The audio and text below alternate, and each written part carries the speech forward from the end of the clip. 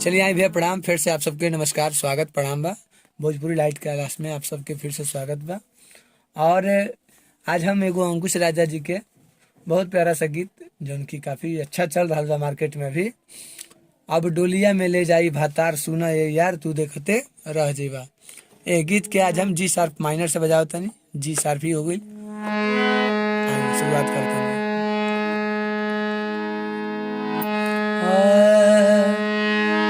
प्यार पर भरोसा ना हमारे कैलू,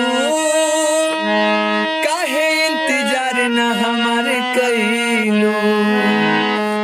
प्यार पर भरोसा ना हमारे कैलू, काहे इंतजार ना हमारे कैलू। हमारो त पीछे बा घर परिवार, कब तले हमारा के राखी कुमार। तू तो कुछ हो न कर पैबा, अब डोलिया में ले जाई भातार सुना ये यार तू देखते रह जाइबा। अब डोलिया में ले जाई भातार सुना ये यार तू देखते रह जाइबा। एक बार और।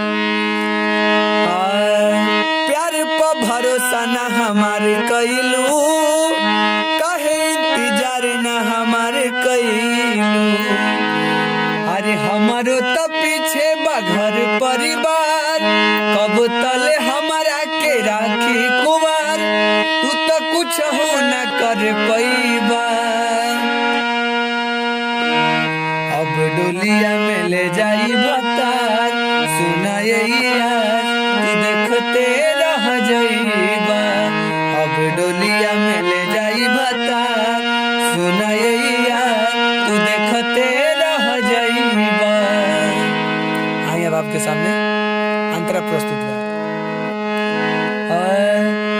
कैसे तू छोड़ के जइबू हो, चल जइबू हो, हमारा बिना का रह पैबू हो, पैबू हो।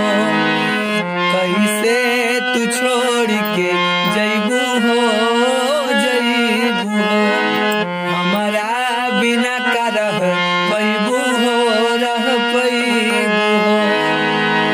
अरे रो रो के राख, रो रो के खाली तू करेला बात, चली के घर मोरा मांगे के हाथ जदी तू घबराइबा।